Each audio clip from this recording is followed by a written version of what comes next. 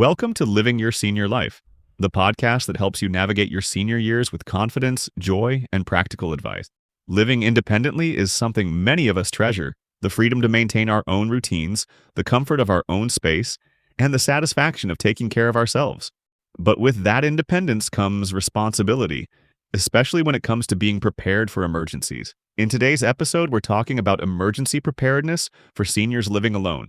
Now, I know emergency preparedness might sound a bit intimidating or even scary, but I promise you, this episode is all about empowerment, not fear.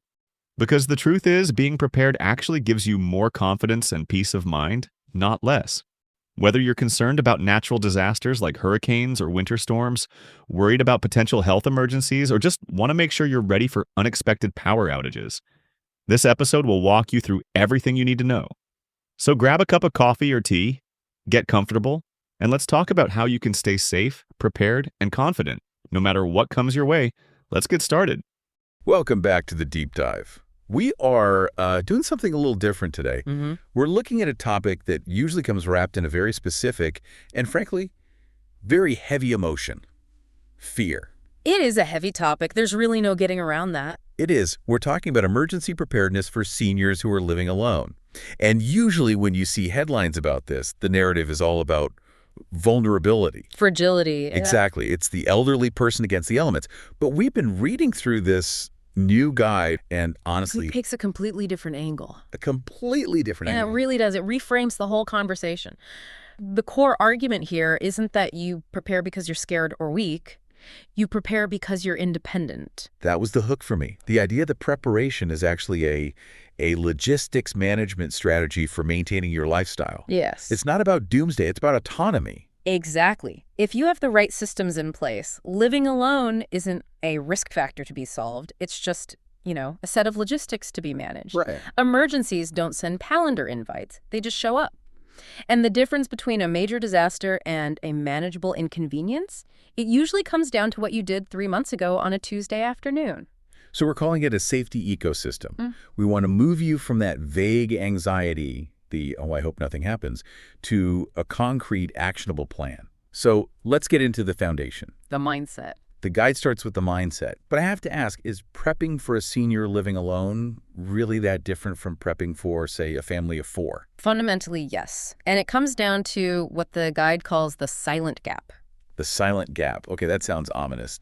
Define that for us. Well, it's just the reality of the situation. I mean, if you live with a partner or a roommate and you trip in the kitchen or you have a sudden drop in blood pressure, someone notices immediately. The gap between the event and the response is, 0. If you live alone, that gap can be hours. Wow. It could be days. That's a terrifying thought. It is, but just recognizing it is the first step to closing it.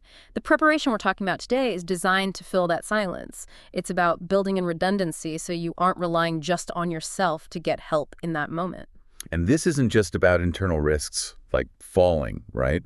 The guide talks a lot about locational awareness, which, sounds a bit like military jargon. It does, but it's actually really practical. It's basically saying, don't prep for a disaster in the abstract, prep for your disaster. So Florida, you're thinking hurricanes. Minnesota, ice storms. Precisely. But there is a specific nuance here that I think most people miss. The local registries. Yes. This is a crucial insight. Do not rely on national news for this. Go to your specific city or county emergency management website. Almost all of them have a special needs registry or an assistance list. I did not know these existed until I read this. I feel like they are not advertised enough. Most people don't. It's a list where you voluntarily give them your address and say, I have mobility issues, or I require oxygen, or I don't drive. Okay. So when a hurricane or a wildfire is coming, first responders pull that list. They know to come to you first. That is incredible. Just getting your name on a database could literally be the difference between evacuation and getting stuck. Precisely. And while we're on risks, we have to touch on the health emergency. The guide is very clear. Falls are the leading cause of injury for seniors. A disaster for a senior living alone might not be a tornado. It might be a reaction to a new medication that makes you dizzy on a Tuesday morning. So the ecosystem has to cover the blizzard and the bad reaction to the pills. Correct. You have to prep for the internal weather as well as the external. Okay, let's get into the gear, the tangible stuff. The guide focuses heavily on the 72-hour kit. And I feel like 72 hours is the magic number in every survival guide I've ever read. Why is it the standard here? It's the standard because of the first responder gap. In a widespread event, like a massive blackout or a flood, it typically takes emergency crews up to 3 days to clear roads, restore power. Got it. You need to be totally self-sufficient for that specific window. So let's look at what's in the box. Water is obviously number one. Absolute priority. And the math is simple. 1 gallon per person per day. So 3 gallons minimum. But I want to pause here because the guide put up a practical point that I hadn't considered. And frankly, it's a big hurdle. Water is heavy.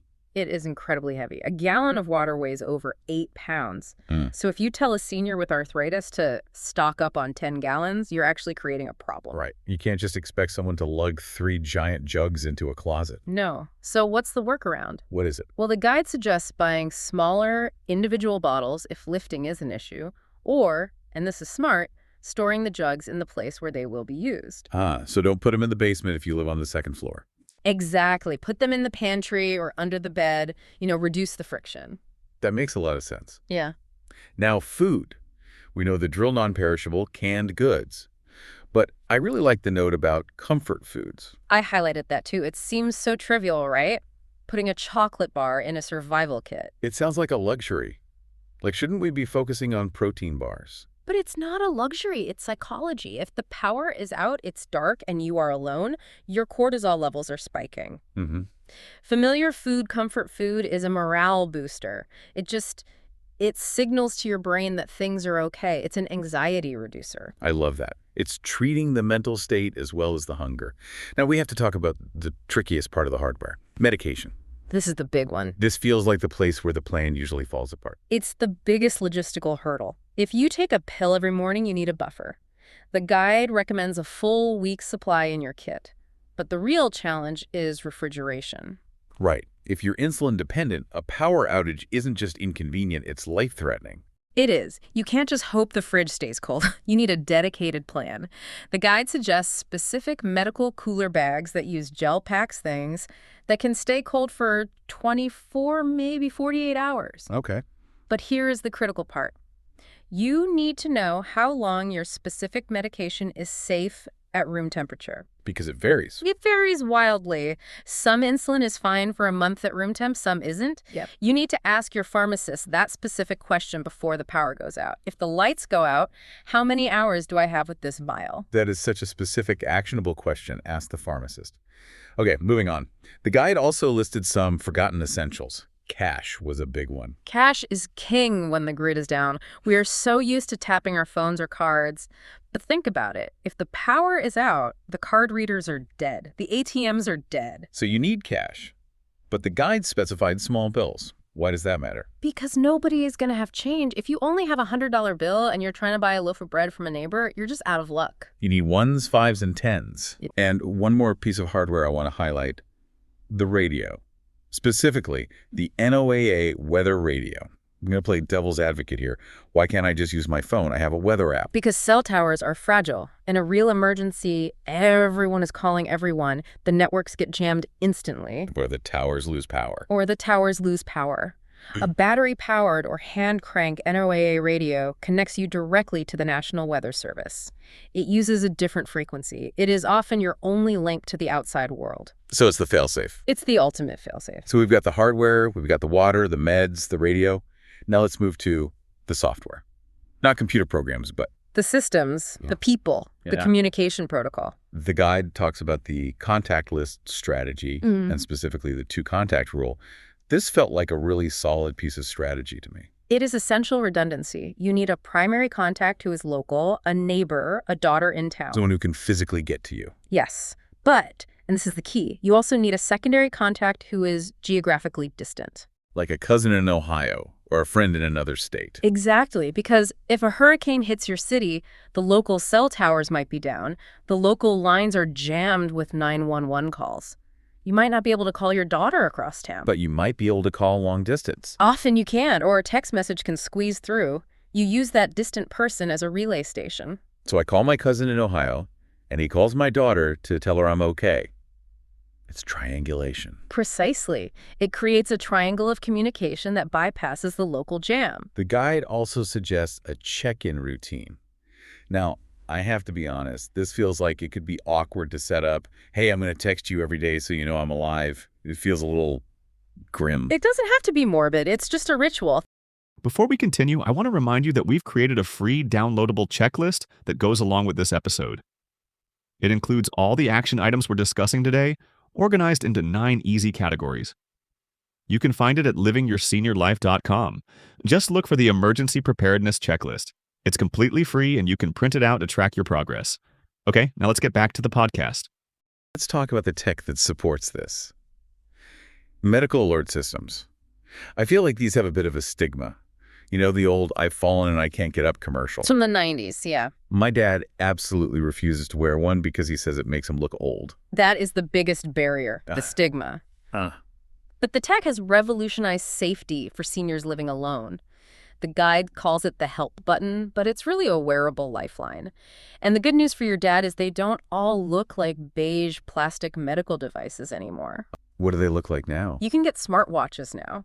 Things that look like an Apple Watch or a Garmin that have this functionality built right in. Okay. Or pendants that look like jewelry. It removes the stigma. You don't look frail, you just look like you're wearing a watch. But functionally, what are we looking for? What are the non-negotiables? Two-way communication is huge.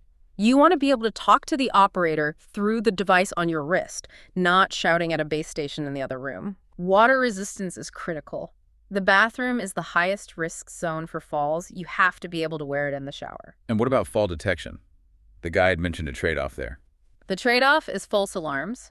The sensors are basically accelerometers. If you plop down on the couch too hard, it might think you fell. But the upside is, if you fall and are knocked unconscious, the device calls for help automatically.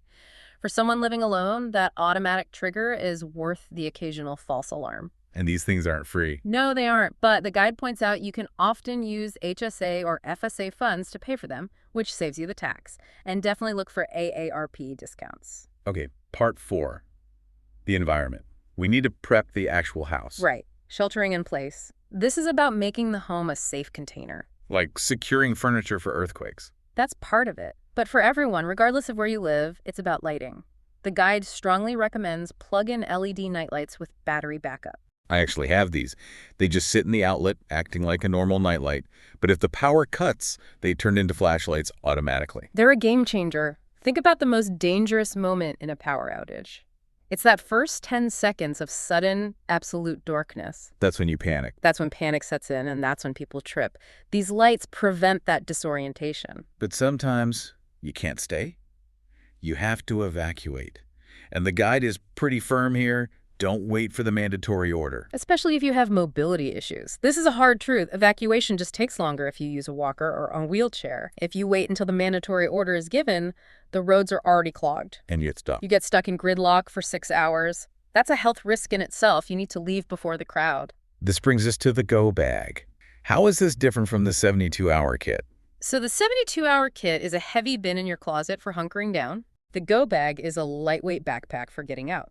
It's strictly essentials: meds, phone charger, ID, cash, a change of underwear. You need to be able to lift it with one hand. And for those who can't drive themselves. This goes right back to the registry we talked about.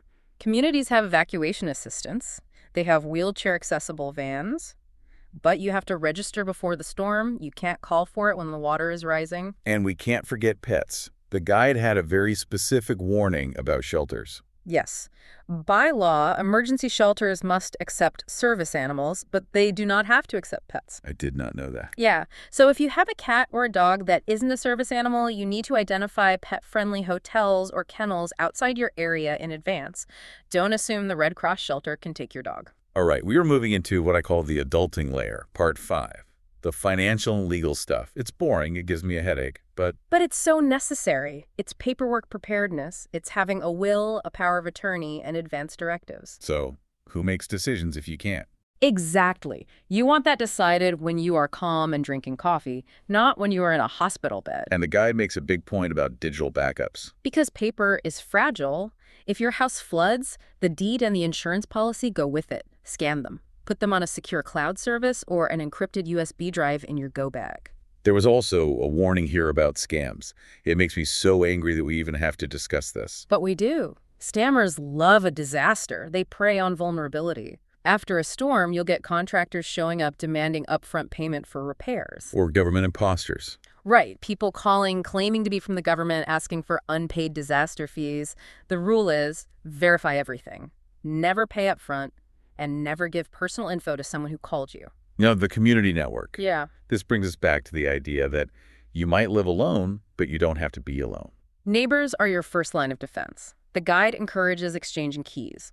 But also, use the formal networks. Meals on Wheels is mentioned, not just for the food. But because the drivers do wellness checks. Right. Senior centers often coordinate help. Faith groups are huge here, too. It's about building a web of people who notice if you aren't there. Yeah. Exactly. We're coming into the final stretch, part 6.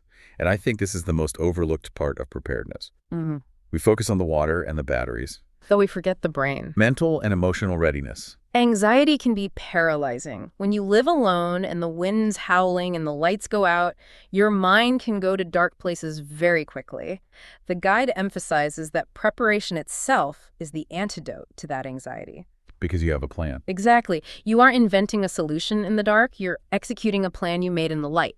That reduces the cognitive load. Okay. But if the panic does set in, and it might, the guide offers a specific technique. The 4-7-8 breathing method. Walk us through that. It's a physical hack for your nervous system. You breathe in through your nose for a count of 4. Okay. You hold that breath for a count of 7. And then you exhale forcibly through your mouth, making a whoosh sound for a count of 8. And that actually does something physically. It's not just ooh. It's not magic. It forces your parasympathetic nervous system to kick in. It physically slows your heart rate. It stops the spiral. The guide also mentions a media diet. I feel like this applies to everyone, honestly. It's crucial. During a crisis, the 24-hour news cycle just loops the same scary footage over and over again. It keeps you in a state of high alert. It spikes your cortisol. So stay informed, but don't binge watch the disaster. Exactly. Check for updates and then turn it off. Listen to some music, read a book, protect your headspace. And acknowledging recovery. Yes. Trauma takes time to heal. The guide lists the SAMHSA Disaster Distress Helpline. That's 1-800-985-5990.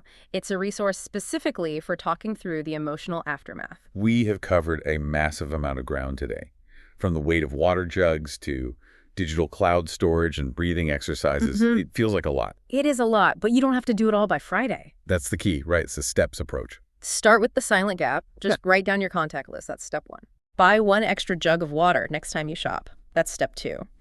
Then look into the medical alert system. It's cumulative. I want to circle back to where we started. The idea of reframing this. We usually view emergency prep as pessimistic. As the sky is falling. Right. But reading this guide, I really felt the opposite. What if we viewed emergency prep as the ultimate act of optimism? I love that. You aren't preparing because you think the world is ending.